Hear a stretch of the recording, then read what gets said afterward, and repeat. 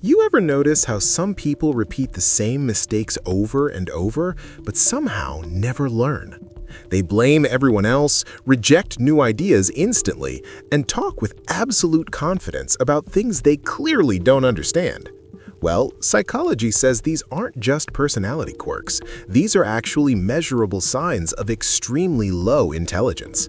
And the scary part? Most people who have these habits have no idea they're revealing how their brain actually works. Let's break down the real science-backed habits that expose an extremely low IQ. And hey, if you're the kind of person who actually wants to understand human behavior at a deeper level, instead of just scrolling past uncomfortable truths, make sure you hit that subscribe button right now. Because the fact that you're willing to watch a video like this already puts you ahead of most people. Here's a massive red flag. Some people would rather make up an answer than admit they don't know something. Ask them a question they can't answer and watch what happens. They'll confidently spew nonsense, change the subject, or act offended that you even asked. But they'll never say those three simple words: "I don't know." Psychology shows this comes from fragile ego combined with low cognitive ability.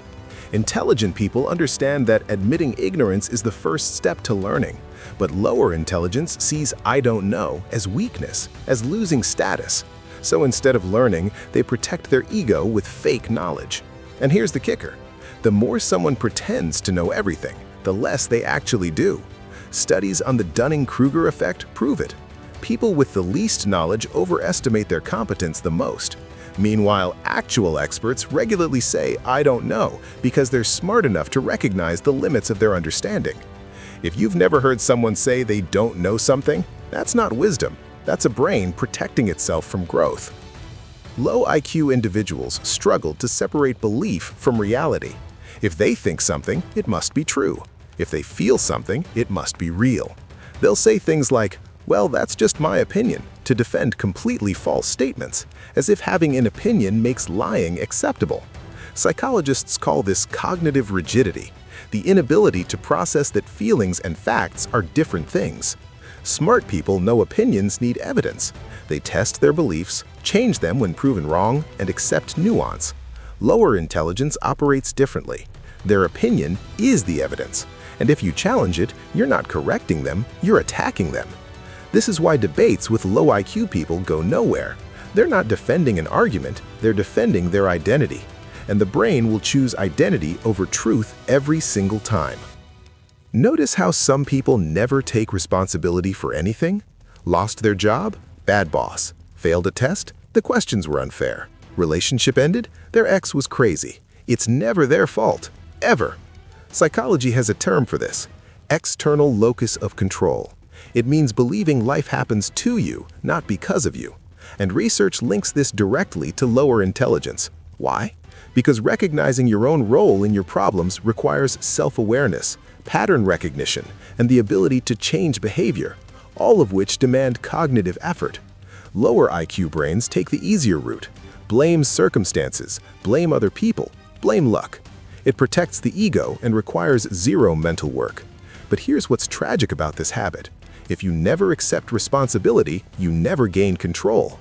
You stay stuck, forever convinced the world is just against you, while smarter people adjust and move forward. Someone says something they don't like, and boom, instant explosion. Lower intelligence shows up in emotional reactions that skip the thinking part entirely. No pause, no consideration, just raw, unfiltered impulse. Neuroscience shows that intelligent people have stronger connections between their prefrontal cortex, the thinking brain, and their amygdala, the emotion center. This means they can catch themselves before reacting. They process what was said, consider intent, and then respond. But lower IQ individuals often have weaker executive function. The emotional reaction fires first, and the rational brain never catches up. They scream, insult, or storm off, then later claim, "I was just being honest," or "that's how I felt," as if having feelings justifies having no self-control.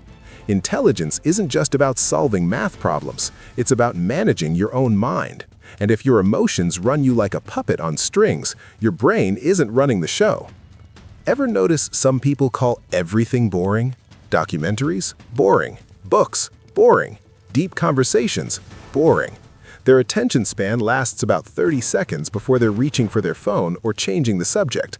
Psychology shows this isn't about preference, it's about cognitive endurance. Complex ideas require sustained mental effort. Following an argument, processing new information, connecting concepts, all of that burns energy. And if your brain is weak, it fatigues fast. So instead of engaging, lower intelligence brains label it boring and check out. Smart people are often captivated by complexity because their brains are equipped to handle it. Lower IQ minds need constant stimulation, quick dopamine hits, simple narratives. Anything requiring patience or depth feels like torture. If your favorite phrase is "this is boring," the problem might not be the world around you. It might be that your brain isn't strong enough to stay engaged. If you're still watching and you're actually thinking about these habits instead of getting defensive, that's a great sign. It means you're using the exact cognitive flexibility that separates high intelligence from low. So if you want more content like this, real psychology that doesn't sugarcoat the truth, hit subscribe and let's keep going. This one is brutal. Some people will try something, fail, and then try the exact same thing again, expecting different results. Einstein called this the definition of insanity. Psychologists call it a sign of low cognitive flexibility. Here's why this matters. Intelligence isn't just about having information, it's about adapting behavior when reality proves you wrong. Smart people analyze what didn't work and adjust their approach. Lower intelligence repeats the pattern, hoping this time it'll magically work out. You see this everywhere.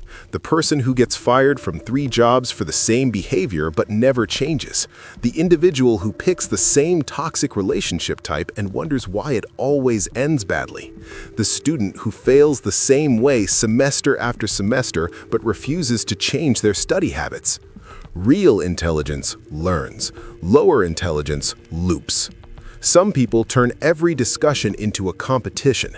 They interrupt, raise their voice, and twist words just to avoid being wrong.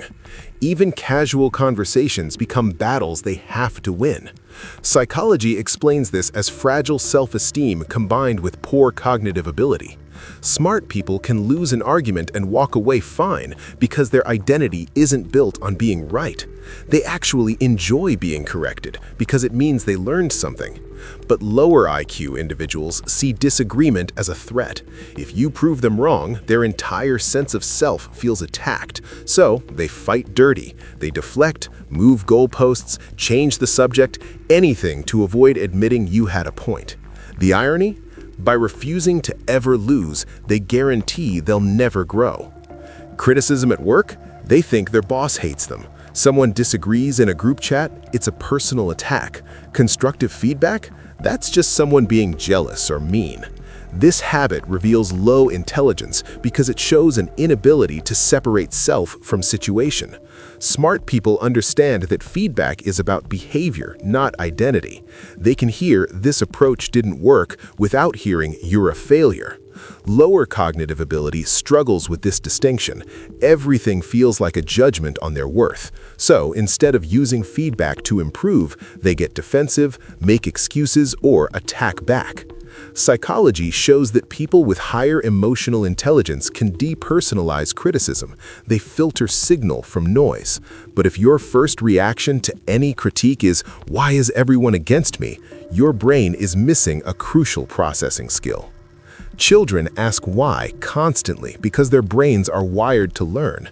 But somewhere along the way, some people stop asking. They accept things as they are, never dig deeper, never question how anything works. This lack of curiosity is a huge marker of low intelligence.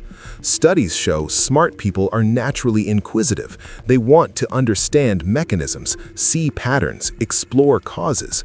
Lower IQ individuals rarely wonder about anything beyond surface level. If the car breaks, they don't care how it works. If someone explains a concept, they don't ask follow-up questions. If a rule exists, they never wonder why. Their brain operates on autopilot, consuming information passively and never engaging critically. Intelligence is an active process. It challenges, probes, and explores. If your brain never asks questions, it's not because you already know the answers, it's because you've stopped trying to learn them. When problems arise, low IQ individuals spend their energy explaining why it's not their fault. The excuses come fast and detailed, but solutions nowhere to be found. Psychology shows problem-solving requires multiple cognitive skills: analyzing the situation, identifying root causes, generating options, and predicting outcomes. That's a lot of mental work. Lower intelligence takes the shortcut.